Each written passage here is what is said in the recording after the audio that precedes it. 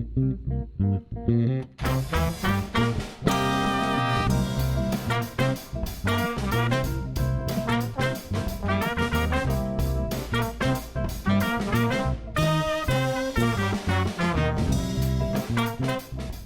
I'm Ted Habte-Gabr, founder and producer of Live Talks Los Angeles. Thanks for joining us.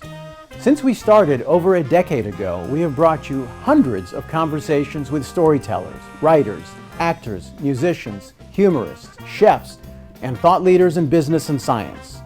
You can watch and hear most of these in our YouTube channel and our podcast. For details, visit livetalksla.org. And now, here's the show you've tuned in to see.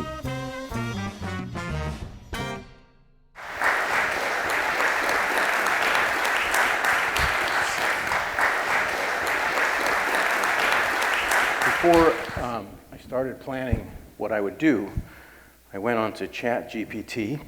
Good call. And I said, I'm interviewing Mustafa Suleyman today on the future of AI. So what questions should I ask him? Please give me 5. Oh, wow. First question, what do you see as the most promising applications of artificial intelligence in the near future, and how will they impact various industries and society as a whole? Number 2, ethical considerations in AI are becoming increasingly important. How do you envision the development of ethical guidelines and regulations to ensure the responsible use of AI, and what role should organizations and governments play in this process? As AI continues to advance, there are concerns about job displacement. How can we balance the potential for increased productivity and efficiency with the need to address the potential job disruptions caused by automation and AI technologies? The field of AI research has made significant progress, but it's also confronted with challenges like bias in algorithms and the environmental impact of AI training. How can we address these challenges and ensure that AI benefits all of humanity? And the 5th question is, collaboration is crucial in advancing AI research and applications. How can academia, industry, and the government agencies work together more effectively to accelerate AI innovation while ensuring ethical and equitable outcomes? So I guess it's the job of an interviewer done. Well, luckily I've written a book that addresses some of those things, Yeah. so we're already... Now, but the first question I wanted to ask you, though, is this is sort of a very simplistic application of what AI can do. A lot of answers to these exist in lots of public databases, and that's why it's so easy for ChatGPT to generate questions like that. But we're going to talk in much more depth about the AI and the impact of that. But the first comment I wanted to make was, you know, we often will have people on our stage critiquing something or commenting about the pros and cons of a new technology or something that's happening in politics or in industry. And it's usually from the vantage point of a journalist or of an academic. In this case, you are a creator, you're an insider. You have led 2 AI companies, you have had AI policy at Google. You're an insider drawing our attention to why it's important to talk about this. So give me the why. Well, I think an honest look at what's coming leads you to produce statements which on the face of it appear to be contradictory. But the reality is the intensity of this wave produces things that are both unprecedented in terms of how unbelievably beneficial they are, and also unprecedented in the type of risk that they potentially present if they aren't handled correctly, right? If we really aren't very conscious and deliberate about trying to engineer outcomes that avoid or mitigate some of the most serious harms. And that's somewhat like past technologies. I mean, people will often say, you know, technology is simply a tool. It's really about how people use it. And I think that's too simplistic a framing. With this wave, we're on the cusp of unleashing technologies which have the ability to, in some sense, steer themselves. You know, in the past, everything that we've invented, all the tools that you use, rely on you to make the primary intervention to direct them. You know, your laptop, your glasses, a steam engine, you have to direct it deliberately and consciously. And with this new wave of tools, it is possible to imagine instantiations of them where autonomy is the primary driver, or independent self-improvement is the primary driver. The AI can update its own code, operate without human control. And I'm not saying that's destined or inevitable, but I'm saying it's highly possible over the next 2 to 3 decades, and it's going to get much, much cheaper and easier to use. And I think that was the sort of the overriding realization in the first few chapters of the book, that actually technology has this very consistent trajectory. To the extent that it is useful, it gets cheaper and easier to use, and therefore it spreads far and wide. And in general, I mean, that seems like a statement of the obvious, right? It's obvious that happens, but sometimes it's easy to miss the very basic facts about how science and technology spread. And I think if that continues to be the case for this new wave, then very, very powerful technologies that enable pretty much any individual with very few resources to have a massively one-to-many broadcast effect, right? You're going to be able to take an action locally, whether it's by sending a piece of information out in the world, or having an AI learn to use new tools, or developing a new synthetic compound in the new kind of world of computational biology. And it will have a lasting and very consequential impact over time. And that's quite unlike previous waves of technology. You very conveniently list some glossary items early in the book that you refer to. But I'd like you to dive a little more into the title of the book, The Wave. What do you mean by wave? And give us examples of some earlier waves of technology. Yeah, I mean, there have been approximately 14 or so general purpose technologies in the history of our species. Going back to the invention of the hand axe, to language itself, most recently steam and electricity, and then in the last sort of 5 decades or so, the computer chip. And these general purpose technologies are like platforms. Once they're out there in the world, they enable many, many other derivative applications. And what's unique about them is that they have this characteristic of proliferating. They spread far and wide. And I think that's the thing that we've got to contend with. Was there a point either at Inflection AI or DeepMind or at Google when you felt, this thing could get out of hand? Well, no, I mean, I don't see it like that. It doesn't have its own agency today. I mean, the Terminator scenario is one that people often sort of frame as like this AI is suddenly going to deceive us or trick us, or it's going to suddenly grow its own powers. And the entire framing of the book and the idea of containment is precisely to stop that, and to do that in a very deliberate, conscious way. Those kinds of capabilities will emerge if we choose to design them, right? If people, either in the open source community or in big tech companies or in new startups, if they actually try to engineer those capabilities. There's nothing inevitable about the course of technology which gives rise to those kind of capabilities. So in this town, and particularly this week, the role of AI in the screenwriting world, and as well as actors, has been supposedly one of the key issues in settling the strike.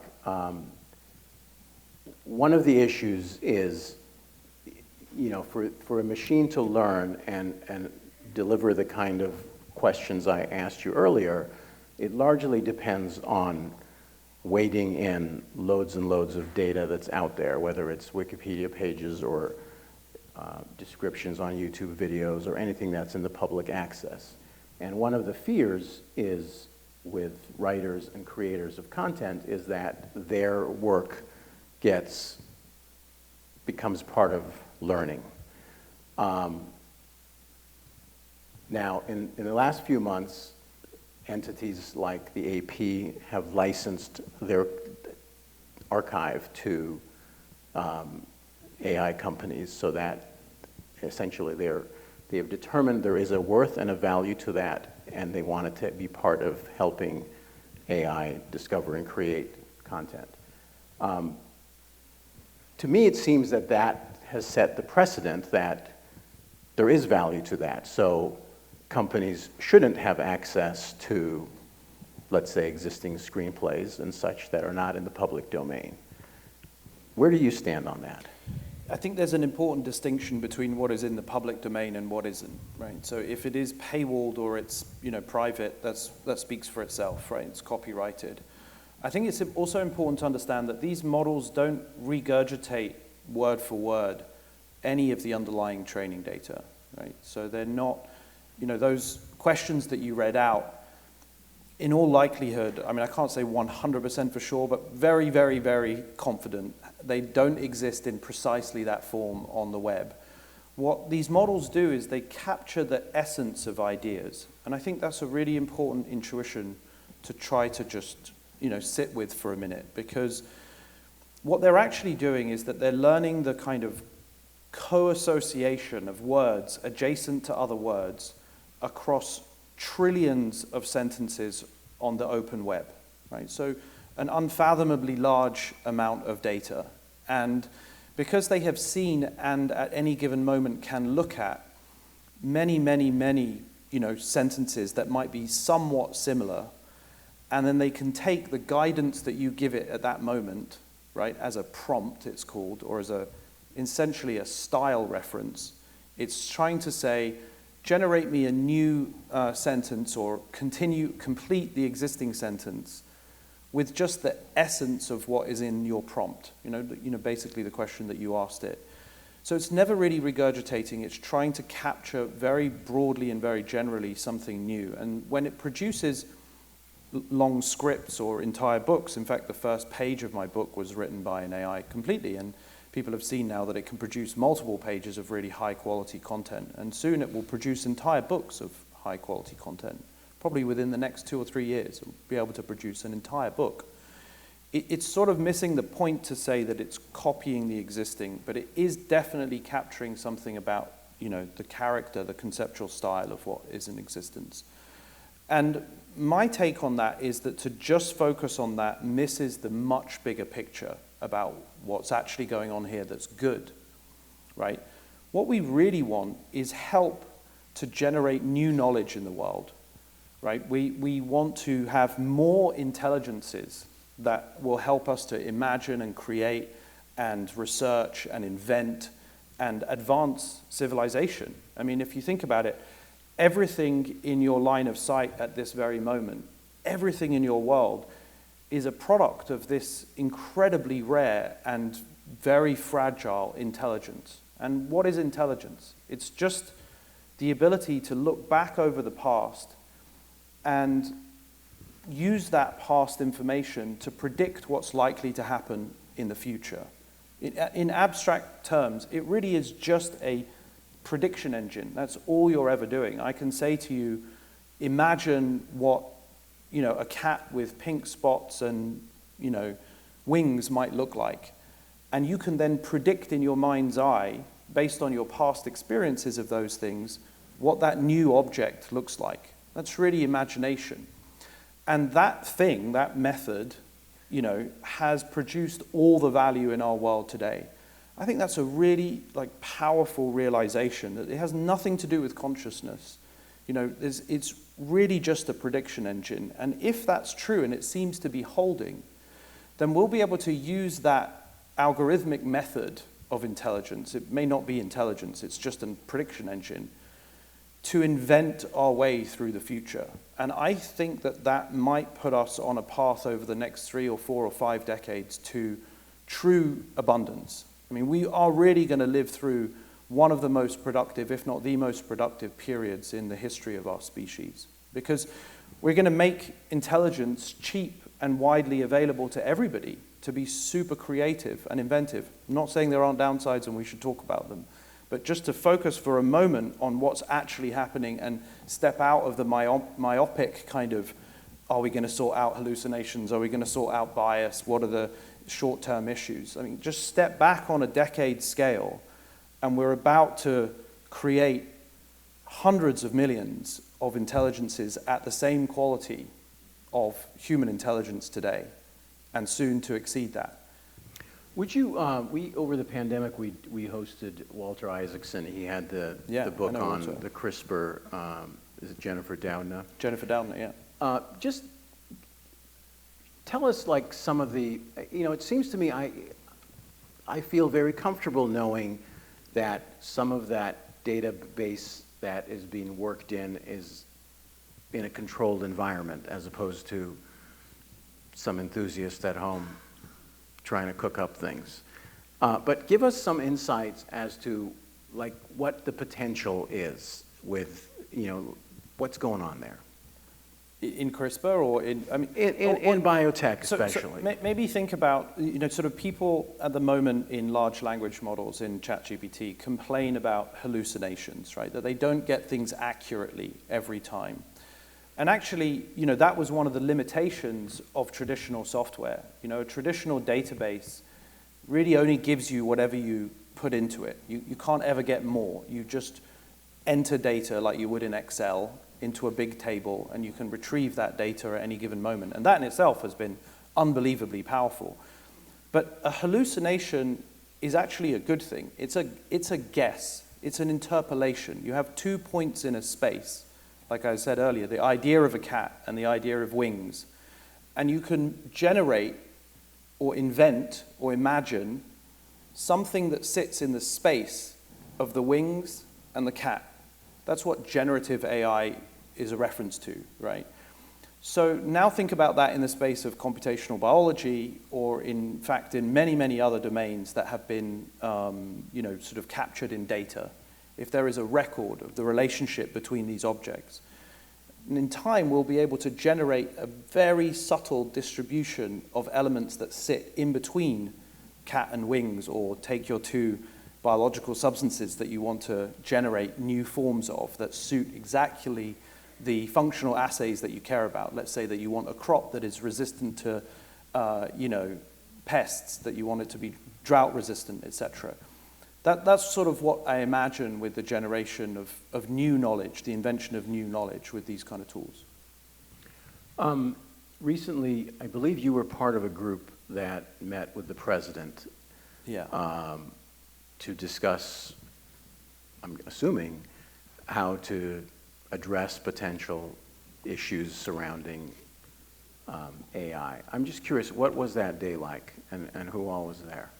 So there were the 7 companies that are developing the largest language models. Maybe I'll just say what a large language model is. Yeah.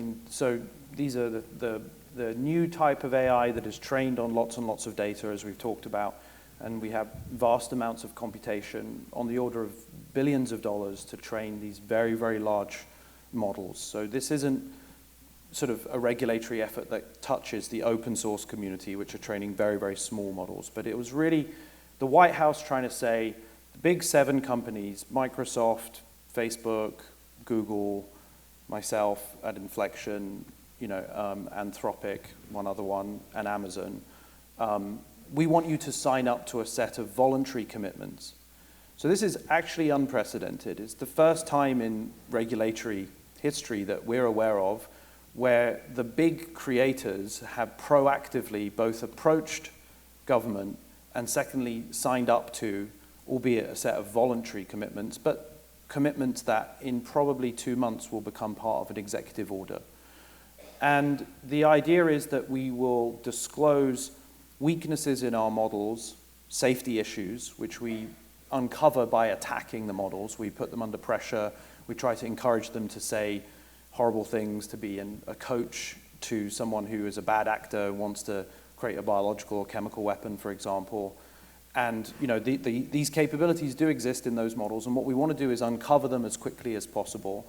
And then when we do, share them with the administration, with government, various government agencies, share them with one another, and then responsibly disclose them so you can make the models better. And there's a whole suite of sort of commitments that we signed up to on that day, and I think it's a good sign. I think that given the reality of the legislative sort of issues that we have in this country at the moment, this kind of proactive, precautionary principle, I think is exactly the kind of, the right step, and it is pretty unique, I think. All these companies are intensely competitive and busy. It's an arms race in AI, right? So how do you balance that with, the duty to the potentials that some people are concerned about? Yeah, that's a good question. It's very competitive. We've all worked together in various forms over the last 15 years. I founded a new company a year and a half ago after founding DeepMind, and we're a public benefit corporation, which is a new kind of corporation. It's an experimental structure, and the basic idea, so in a traditional company, in a regular company, you have one objective, and that is to try and maximize profit and return profit to shareholders. And the directors of the company have a legal obligation to maximize profit. And if they steer away from profit maximization, as we've seen in the public markets many times, then activist shareholders will try to pressure the directors to be replaced so that they can focus back on profit maximization. And I think this structure has led to, or at least been in part responsible for many of the big failures of big companies over the last 100 years, from tobacco to oil, et cetera, et cetera. And some companies have experimented with trying to move away from that, but they've always been stung. This new structure says that the directors of the company have a fiduciary, a legal responsibility, not just to return value to shareholders, but also to make sure that all the activities of the company make the world a better place. That is the objective of the company. And that any time you take an action without considering the potential harms or benefits to people, to the environment and to people materially affected by your activity as a business, even though they may not be your customers, you have to weigh that in equal measure to returns to shareholder. So it's really unprecedented. We don't know quite how it's going to play out in courts and stuff like that, and there's only 200 or 300 of them, like Patagonia and other companies like that. So it doesn't solve all the problems, but it's a step in the right direction that helps address this question, which is now when I go to my board and I say, look, we have to disclose some weaknesses of our model, even though it's not going to be in our interest, because safety is a commercial advantage. If I can build a safer AI, then my customers are going to be happier, right? So to go and give safe insights to my competitors, it's not the singularly commercial thing to do, but we have a public benefit corporation, which we founded, and that's the core motivation of the company, and in fact why I wrote the book and so on, to try to push that, a little bit further. And there's 3 new companies that have emerged, new AI companies. There's OpenAI, DeepMind, Anthropic, and Inflection. And we are sort of pushing, Facebook, AWS, Microsoft, and Google. I mean, they've signed up to this general approach of sharing best practices and so on. And so there's a sort of transition happening in the field where we're trying to do things a little bit differently if we can.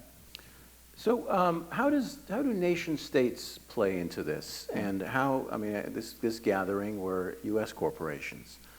There are, companies in China and Israel and various other places that are also in this race. Are they being brought to the table as companies, or are nations being brought to similarly in the way nations get together and have an agreement over nuclear capabilities, which seems fairly well contained to this point.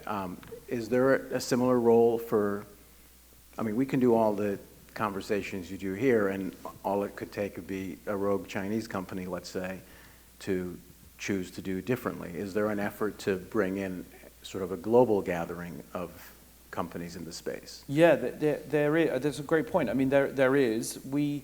I've recently published a paper in Foreign Affairs, the journal, calling for essentially an IPCC for AI safety.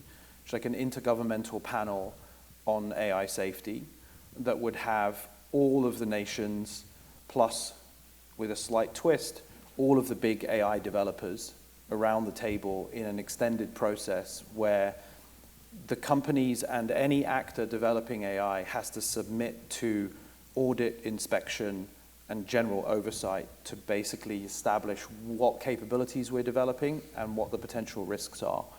And there's an AI summit in the UK which has all the world leaders joining on November the 1st, as well as all the big companies that I'm going to be at, and this proposal is on the table. So it's happening much faster than people realize. I mean, sometimes it's easy to be sort of, I guess, apathetic or cynical about the political process because it does feel, can feel tiring. But actually real progress is being made, and actually things are happening faster than ever before. And I think that's testament to both how impressive the technology is and how fast it's moving, but how quickly people adapt. It's important to remember that people aren't stupid. People can see that this is both incredibly beneficial, but also, going to fundamentally change how you work, what type of work you do, and it's really going to change the distribution of incomes. And I think that's a very fundamental reality that a lot of people aren't grasping. I mean, these technologies are fundamentally labor replacing. They're temporarily labor augmenting. They will make you smarter and more efficient for a significant period of time, like 30 or 40 years. But in the limit, it's hard to imagine how there will be very large chunks of work for the vast majority, when these AIs in 2050 and 2060 are very widely available. And just to be clear, I think that's a good thing. That the goal of society is not to create work. The goal of society is to reduce suffering, right? Is to help us all live healthy and happy lives. And that's the standard that technology should be held to. Not does it keep people in labor, but are the benefits widely distributed? Is it contained? Does it always work for us? Are humans always in control? Do democratic governments always have control? That's really the kind of standard that I think we should be testing, whether we want these things in our life or not. You commit a couple of chapters in the book to containment. First the problem, and then you say containment must be possible. Could you delve a little more into the problem and then the things, and I'm inching over towards your suggestion for the 10 steps, I think you call them, for containment. Let's talk about containment. So I think all technologies, when they first arrive, feel uniquely scary in some ways. I came across this incredible story of the first railway journey that was taken in the UK in the late 1800s in Liverpool. And the Member of Parliament for Liverpool and the Prime Minister and a huge group of people came out to meet this train for the first time. And the celebration party stood on the tracks, to kind of wave the train on. And this was such an alien and unfamiliar experience that the train actually ran through the celebration party and killed the Member of Parliament. This wasn't 2,000 years ago. This is 120 years ago. And I think that I just found that mind-blowing. I had to triple check it was a true story. ChatGPT hadn't invented it. And I think it gives a kind of intuition for how all technologies at first feel completely alien and strange and very scary. And yet, over time, actually very quickly, we grab them, and contain them. Just like aircraft safety has become an incredible, form of transport. Actually, the safest form of transport, 40,000 feet in the sky, largely because it has been regulated to within an inch of its life. And I think we should get back into the habit of praising and respecting the regulatory process and admiring, public servants and giving them our time and attention and our respect, for the incredible work they do, because aircraft safety is incredible. I mean, so is car safety, for example. We have all kinds of regulations that govern your ability to drive and govern emissions and govern airbags and, lighting on the roads and so on and so forth. And so the challenge is that this process just takes time. And what's happening at the moment is that these technologies are emerging very, very quickly. And so if it were just for the kind of centralized regulation and the centralized containment issues, i.e. the big technology companies and the big governments, then that would be a sort of one frame on the problem that we might feel optimistic about. I think the really difficult thing to wrap your head around is that the very same powerful ChatGPT AI that you interacted with to write those questions, in 2 or 3 years' time is going to be available basically for free, completely open source, and will be transferred anywhere by anybody, right? So you can just copy the code and use the weights. And on the face of it, that's a really good thing, because everybody will get access and everybody will enjoy the benefits and many people will be incredibly creative and be able to use it. But if you roll that trajectory forward to GPT-7, GPT-9, GPT-12, bear in mind that each new generation of these models, GPT-3 or 4, is 10 times larger than the previous one by computation. So the amount of compute that you use. And the amount of compute, if you have more compute, it means you can kind of look at more data. You can see more associations. You can look at more sort of fragmented or obtuse or long-form distant connections, which improves accuracy and reduces bias and makes the models more controllable. And so as you step through these generations, we're 10xing every time. And that's also an important intuition to grasp. So this trajectory has been continuing for 15 years. It's only in the last doubling, going from 3 to 4, that people have suddenly said, what is this generative AI thing? It's come out of the middle of nowhere, it's exploded and so on. But actually there's been a very steady rise over the last 15 years of those doublings. It's just that it started at 0.0000001 and then it took a long time for the doublings to have an impact. And that's why we're called inflection. We're at this inflection point because you can see the impact curve starting to change. So what happens when we move to the next 3 or 4 or 5 orders of magnitude of compute and we get to GPT-7 or 9, as I said, and those models are available in open source for anybody to be able to use? And I think it's important. I'm kind of making a lot of predictions. I may be wrong, but I think the next set of capabilities that will arise in these AI models is not just generation. So at the moment, it generates one answer. You ask a question, it gives you an answer. The next thing it's going to be able to do is it's going to be able to generate a sequence of activity. Just as you might plan all the things to do on a vacation, or as a project manager, you might lay out everything that needs to happen over 3 months, or working in HR, you might lay out a plan to help somebody progress in their career and give them coaching and feedback at every step. It's going to be able to plan across a long time horizon and do that in an interactive way in the next 2 orders of magnitude, so 100x. And a few years after that, those kind of technologies, those tools are going to be available in open source for anybody to use. So anyone with an agenda, anyone who, like all of us, anyone who's a musician, a creator, runs a non-profit, is now going to have a really smart assistant, chief of staff, project manager in their pocket, available to help them, sort of accelerate their tasks. And that's part of what's going to cause some of the chaos, right? It's because we're all going to have an easier time of taking actions, not just sort of learning and reading things passively, but doing practical things in the world. And that's partly where the big containment challenge comes in over a 10 to 20 year period of time. I want you to think of questions in the audience, and we'll do that shortly. There was an episode in here you write about, this I believe happened right after you left Google, sort of this issue, and 1 or 2 people either left or were put on leave because of, claiming, this conscious machine or a sentient machine. Where do you stand on that, and what happened there? I just want to get a... Yeah, so at Google, I helped develop an AI called Lambda, which is the precursor to Bard.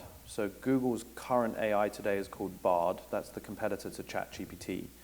And Lambda essentially is Bard, just a renamed Bard. And when we were at Google, we were developing these large language models, and it was a very rudimentary early form, like more on the GPT-3 level. Sometimes it was very convincing, and sometimes it was completely incoherent. And one of the engineers who was on the team started interacting with this AI and was convinced that it was sentient. It was it was a very early version, and so he was asking it, do you want to get out of the box? Are you self-aware? Are you sort of suffering inside there? And he developed an empathetic connection with it, and it said, well, yes, I do. And so he tried to hire a lawyer to represent it, to get it out. And and it was very confusing to the rest of us. It was pretty odd. And we sort of learned over time to shape these models, right, and control them. It's definitely not sentient, but in no sense is it sentient or conscious. But I think we learned an important lesson there, which is that smart people might believe and be convinced to do things as a result of interacting with the AI. And so part of my focus with Inflection, and we create an AI now called Pi, which stands for Personal Intelligence, is to try to show what a very boundaried and safe and controllable AI experience actually looks like. And so today with Pi, we have created an AI which is really not biased at all. I mean, it is very, very deliberate and kind and polite and respectful. It will not produce any racist, homophobic, or judgmental screeds, and will always address you with kindness and support and empathy, and is very boundaried and distant. It knows it's an AI. It knows exactly what its limitations are and what it should and shouldn't do.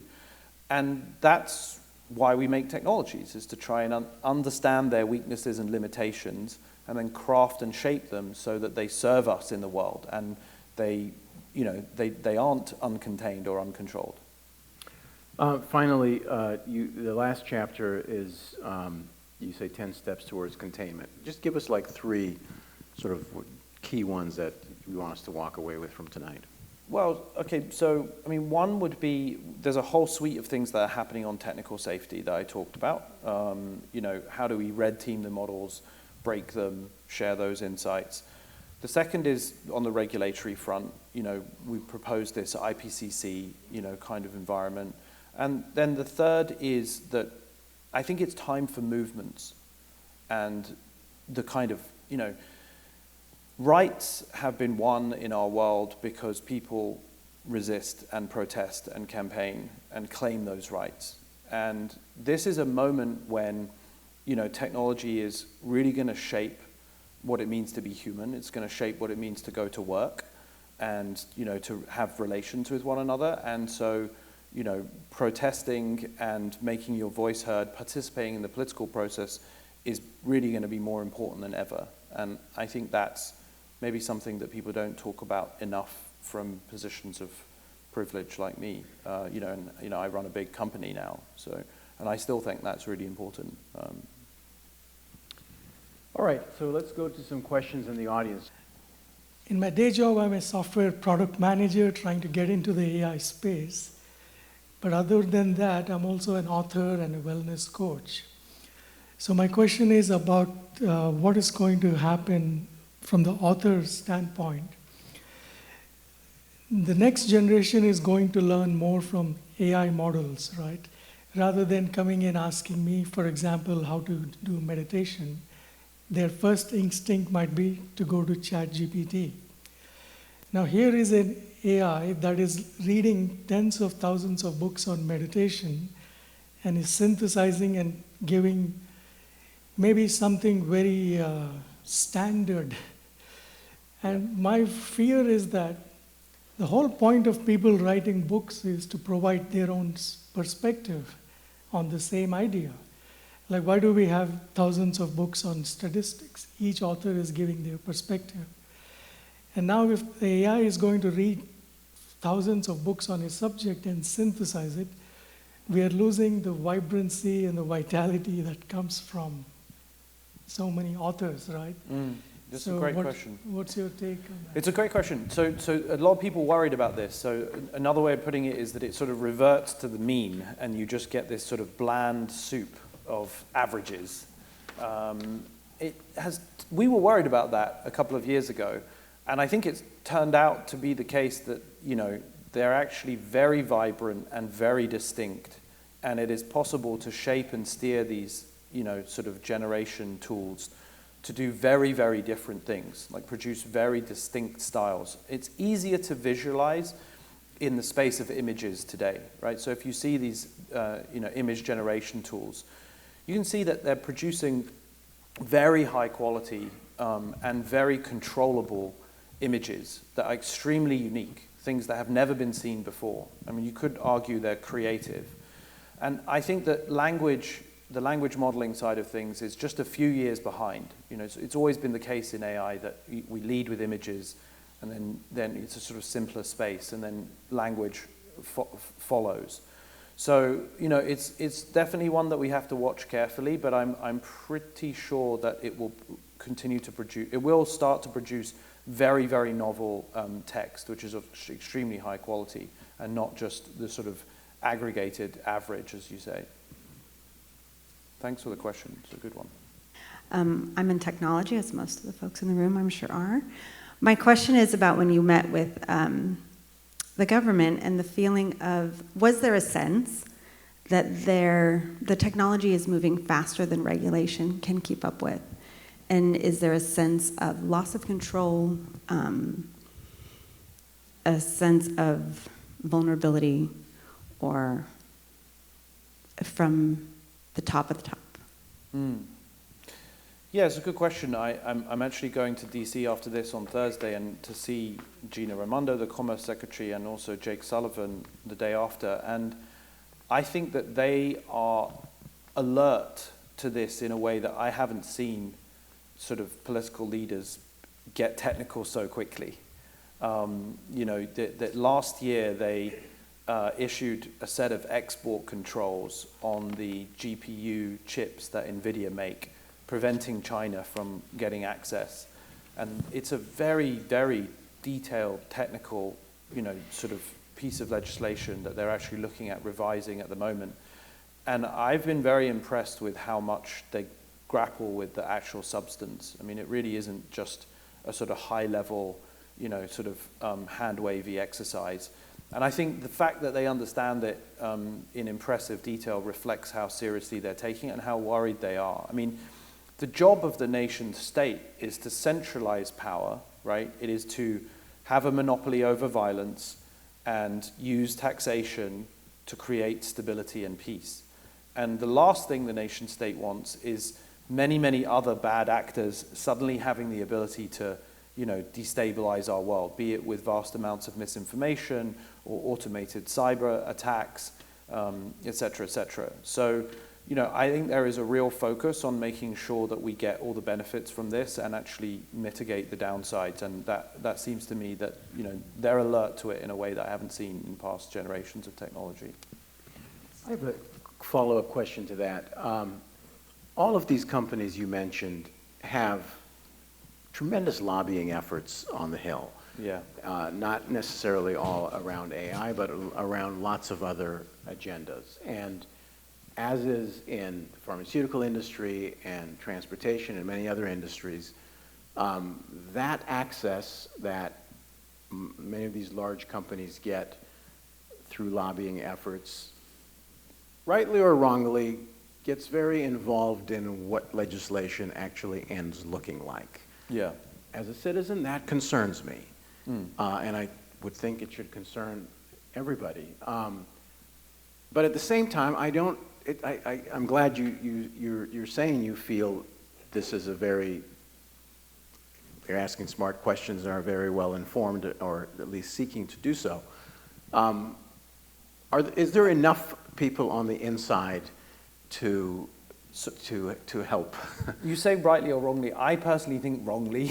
I think there's way too much sort of money influence in this country relative to like Europe, for example, or the UK. You know, the people would be surprised to hear that the total budget for the Labour Party in an election, the total budget spent on the entire election of the course of a year is £7 million. It's just kind of mind-blowing when you think that each party is spending billions of dollars here. So look, I think it's definitely a problem.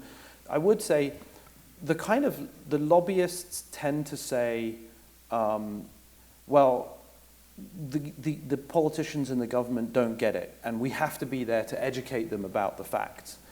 And, you know, like, I don't think that's true.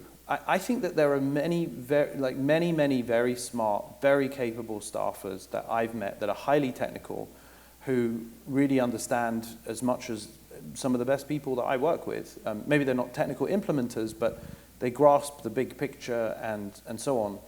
So I think, you know, like I said, I think we shouldn't be down on them. Like, we need them more than ever. And actually, one thing to consider, which is another recommendation in the 10 steps, is that we can't expect the regulatory effort and the private companies that are essentially at odds, right? They'll always be at odds. That's the nature of society. We can't expect them to be equally competent when, in fact, the company people get paid 10 to 50x the public sector. I mean, it doesn't make any sense. Over time, in a free labor market, you're going to have this like divergence of quality. And so I think that people need to wrap their head around the idea that we should be paying much more for government salaries in important regulatory functions, because they need to be technically capable and they need to be, you know, really smart and agile responders to the coming wave, right? And that fundamentally is got to be about money at some level. But again, that's like super unpalatable. I mean, I'm glad that some people appreciate it. Thanks for a wonderful conversation. As a parent, I'm a little worried about, as much as AI is a wonderful companion to students' learning, it can also create sense of loss because AI is so powerful. What do you think the schools or parents need to be mindful of in educating children in the age of this coming AI? Yeah, I mean, it's a great question. I think in the next sort of 10 to 15 years, you know, kids are mostly going to be doing the bulk of their learning with a personalized AI. And, you know, think about it like this, like, an AI has the ability to adapt content perfectly to the sequence with which you learn, to the style that you like, and using examples and a tone which is familiar and engaging to you. And I think we're already seeing that. The largest cohort of users of ChatGPT and my own AI Pi are under 20. And, you know, we actually don't have any under 16, but I think ChatGPT do. And so, you know, that is the reality, is that it's an easier way to consume vast amounts of information. Again, coming back to the deliberateness that we have to approach the creation of these tools with, the question is, how does it fit in the context of fair evaluation against other students and in the context of social interactions both at school and with teachers? And, you know, just like with any tool, we have to think from first principles. I mean, that's the beauty of technology in one way, right? Technology presents an opportunity for resetting things and for thinking completely from scratch. Like, what would be the very best way to do this? I mean, that's the beauty of the washing machine, for example. I mean, the washing machine liberated 50% of our population to actually participate in the workplace and in life in so many ways, right? And this is, again, going to have a shift which is just as fundamental. Hi, question for you. So great that you're working with the government and putting these rules in place and setting legislation and sharing the bad things that are happening.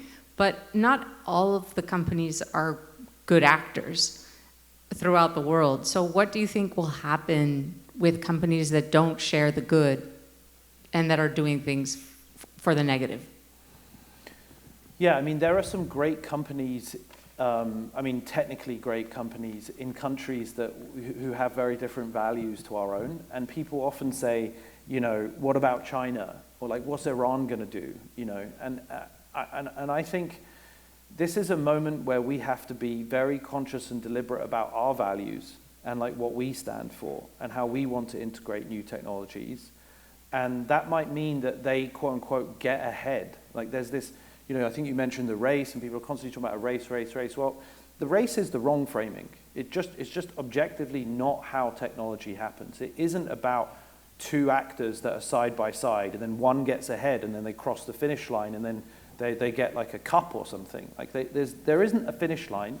There aren't two actors. There are going to be hundreds of thousands or millions of actors, and different groups are going to have different advantages at different moments. And so it's much more a proliferation. That's how technology's always happened in the past. It spreads. And so in that moment, we have to decide, what do we think is unacceptable? I mean, should a child have access to a tool like this? No. Like if they're under like 14, and you have to make a decision. And we have to collectively have that conversation, and that's partly why I'm trying to provoke with the book. But there's many other decision points where where we might come to a different conclusion to China, or pick your kind of bogeyman adversary, and we have to accept that and not just have a race to the bottom because they're doing it. Did either of you, especially the main speaker, could you comment on the article by Noam Chomsky about the limitations of AI? It was published in the Times. I'm sure you read it. Yeah, I've talked to Noam about this a couple of times. I think he's fundamentally wrong. I mean, he has just bluntly, a very rigid view of the world. He's always, for 50 years now, had a theory of symbolic systems, and this breaks that theory. And I think it's self-evidently true that these models are very, very capable of producing very useful, very accurate, almost indistinguishable content from human level performance. That doesn't say anything about intelligence, just as his theories didn't tell us that much about intelligence either, right? We don't know whether this thing is intelligent. It's an amazing prediction engine, and that turns out to be a valuable tool which can do very real things for us that are measurable in the real world. But it's not telling us anything fundamental yet about the nature of intelligence. So I think he's going to continue to be proven wrong, because empirically we can see the models are very good. Thank you for writing such an important book, by the way. You talk very eloquently about the value of intelligence. I wonder what you think will happen to the capitalist system when intelligence is essentially valueless and democratized, and 3 billion people have the same access to the same superintelligence? Yeah, that's a great question. So again, there'll be two contradictory trajectories. One, in the book, I have a section called the compounding effect of intelligence. So at the moment, intelligence is the preserve of labor. If intelligence gets turned into a commodity, then it will become capital. And as we know, like, the returns to capital grow faster than the returns to labor. At least that's what we've seen in the last 60 years. So one argument is whoever commoditizes intelligence first is going to see their power compound very, very fast. But the flip side of that, which is, I think, also a little bit unintuitive, is that this technology is proliferating faster than any other technology has ever proliferated. So if you grew up without an education, or if you don't have access to information, or if you don't have access to emotional support, the privilege of having a supportive and encouraging family around you, or a partner who wants to listen to your day and help you coach you essentially through your tricky moment at work. That's a real privilege. That's a real structural advantage. We're about to make that tool, that turbocharger, widely available to, like you say, billions of people. And I think that's going to have, it's going to break down hierarchy and power in a way that people are not quite grasping yet. Just as, access to information completely changed homophobia, completely changed our attitudes to religion, completely changed our attitudes to race. We've been on that journey for the last century now, partly powered by technology and access to information. And I think we're going to see a similar explosive transition as people get access to emotional support and intelligence. That's a great segue to my question. Thank you. How do we prepare? My name is Jen Garcia, Employ California. What advice would you give nonprofits and local governments like Los Angeles County, one of the biggest in the nation, to ensure low-income communities can keep up with generative AI developments and that we're able to move with all of these new developments that you just spoke of? Yeah, I think fear will lead people to adopt new technologies last. And I think that it's important to embrace, adapt, challenge, identify their weaknesses, and participate. Because inaction is an action, Like not doing anything, ignoring it is going to mean that it shapes you. But actually grabbing hold of it, playing with it, looking at like where it's good, where it's not, what biases it does have today, of which there are many, is the right way to kind of make sure that, all communities actually benefit from it. And again, unlike other technological waves, the crazy thing about this moment is that we've gone from invention to 1 billion users getting access from Google, OpenAI, and other companies in less than a year. So, I'm not so worried about access. I mean, to the extent that people have a smartphone and access to the web, and we still have a broadband issue, let alone getting access to AIs. There's a broadband issue in this country. So, I think that it's really about adaptation and adopting tools as quickly as possible. Mustafa, thank you for your compassion and your care, and congratulations on the progress in bringing the other tech companies to the table and doing something they've never done before. Thank you. My question for you is, when do you think an AI might be able to perform psychotherapy as effectively and efficiently as a top-tier therapist?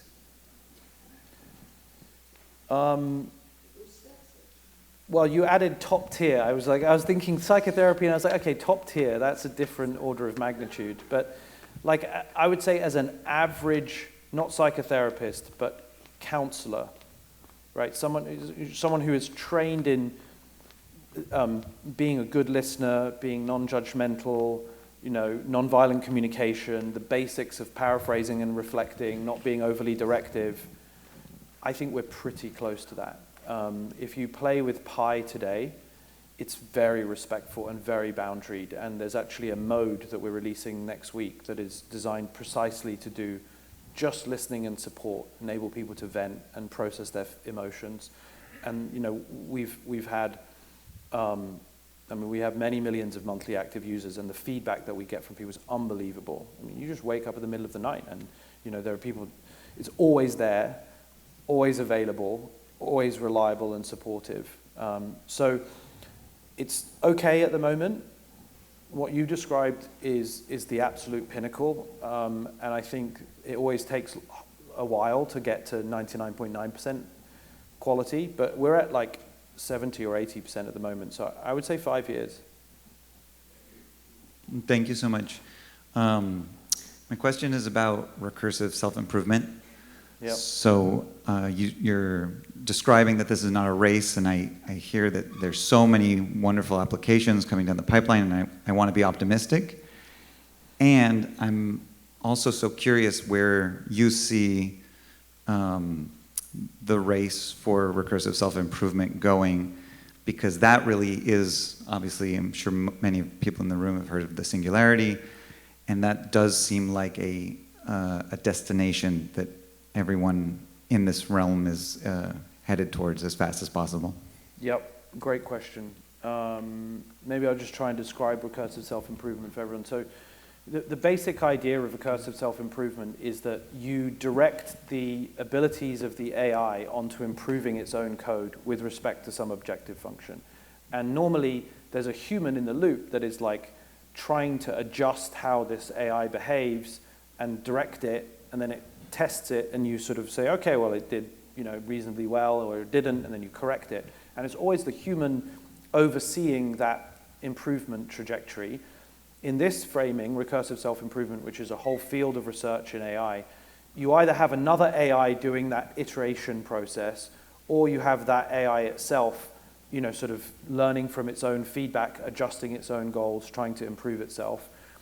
I mean, I've been on record publicly saying that this is a capability that we should take off the table, should be licensed, just as you would need a license to experiment with anthrax, or if you have a PhD in nuclear physics and you go and work in a reactor, you're a known person to the government. This is one of those capabilities where I don't see good justifications for these kinds of technologies being experimented on, either in the plain open source or in the darkness of a big company. And that's one of the things I'm pushing for both this week and when I'm in London in 2 months' time for the AI Safety Summit. Thank you very much, Mustafa, for all you're doing. You're a pretty conscious human being, from what I've heard you speak about. Can't be sure. So well, there are others that will say maybe not, but I'm sure you heard that. But the question I have is, you know, a little bit related. And if you're looking at the future of our children and the human race's capability for self-identity and what's essentially human. And if you take AI and you stack it on top of other exponential technologies like synthetic biology and genetics and what's going to advance over the next 20, 30 years, how do you help the next generation, especially, to really understand what's essentially human and who they essentially are as conscious beings when they can get so much can be created from machines and experiments, you know, of new technologies that are on the surge, right?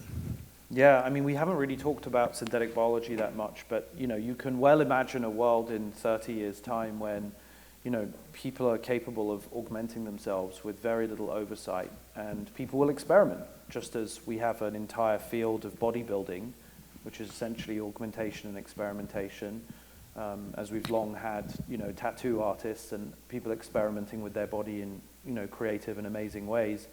People will choose to do that when, you know, they have access to all kinds of, you know, experimental substances. And that'll be a difficult question, I think, for us as a species. Like, can we actually decide, you know, where the line of human and non-human is and say that something is not acceptable? I mean, the history of invention tells us that we rapidly accept, you know, we just adjust, and it just becomes part of how we live as a species. We've actually never, you know, sort of profoundly said no to a technology in perpetuity where it has an enormous benefit in this kind of dual use sense. So I just don't know, basically, is the answer. I mean, I'm fundamentally a humanist, and so I believe that we should be saying no for as long as possible, because saying yes too early creates the risk that it causes more harm than good. And I think we're moving from a moment when the last few centuries have been about unleashing the power of technology. How can we create and invent and get it out there and get it to everybody as quick as possible? In this moment, it's going to be about containing and restricting that for as long as possible until we can be provably sure that it does more you know, good than harm. And that's a really high bar, and it's a different culture. We just haven't evolved that culture of saying, well, hold on a minute, you know, prove that it's not going to cause harm. Because if you're wrong, it has the potential to cause outsized harm. And I think that's a kind of shift that we're maybe going to have to make, you know, in the next few decades. And our final question. Oh, okay. Your last answer sort of somewhat leads into what I was going to say, which was, how do you know, maintain optimism? If I'm not, maybe you don't, but I'm assuming you do. Just the way you mentioned about the, you know, the possibility that AI could lead to this great age of abundance, and there's certainly, you know, a lot of utopian possibilities. But when we look at what's happened, you know, in the last 50 or whatever more years, where actually, even as we have more and more of these technologies, right, it leads to more and more income inequality and power concentrated in fewer and fewer hands. And so why wouldn't this just turbocharge it, where you could sort of have a oligarchic class of a few people who don't even really need many people anymore to do a lot of these things, you know, and could even have now we're getting into sci-fi type stuff, but like, you know, robot type protectors to keep the sort of French Revolution masses at bay as things get worse and worse. So anyway, but what do you, I'm sure you've thought about these kind of things. That's sort of why I try to frame both the concentration of power and the proliferation of power. But the proliferation is happening as fast as the concentrations. And so, you know, that is, again, unlike most other technologies in terms of the rate that people are getting access to incredibly powerful tools. And that serves as a check and balance on that concentration. And that's why I said, you know, people have to also resist and have to call out and participate and engage, because the worst thing to do would be to be apathetic about it, not be afraid, right? It's important to be afraid. Being afraid is healthy and honest, right? It's, you know, I have to say, like, I think in the US versus Europe, there's just this crazy optimism bias, like, which is a good thing in general. It's positive and it's constructive and you get stuff done. But in the beginning of the book, I talk about this idea of pessimism aversion. You know, there's a trap that we're in, that people don't want to talk about the possibility of dark scenarios. And I think with the kind of history of Europe hanging over my upbringing, that is just a normal part of weighing up very practically. It doesn't mean I'm incapable of getting stuff done. I'm a very practical, positive person, like, and you can still be both. Like, that's kind of, I think, wisdom in the 21st century, is just being wide-eyed and honest about the risks, but not being destroyed by them. I mean, climate change is just the same, right? I mean, there are as many reasons to feel unbelievably optimistic and excited about the resilience that people are showing in terms of our climate adaptation. Just look at the trajectory on solar. I mean, solar came down 40% last year. It's come down 10x in the last 8 years. It's on a trajectory to 10x again in the next decade, to come down 10x. And that's going to fundamentally change our energy mix in ways that, like, we could never have predicted 30 years ago, right? So exponential technologies have that characteristic, which really, I think, when applied to food and transportation and drugs and healthcare, are going to reduce the cost of producing by multiple orders of magnitude, food and you know, drugs and healthcare and everything else. And I think that is going to empower the everyday person unlike nothing else, right? Cost is everything. If energy comes down by 2 orders of magnitude, that's like the primary cost of producing most things, let alone the impact of synthetic biology, let alone the impact of intelligence. So, you know, I think there are so many reasons to be optimistic, you know, but there are also reasons to pay attention to the risk. Thank you very much. Terrific questions. Thank you, Suleyman. Thanks a lot.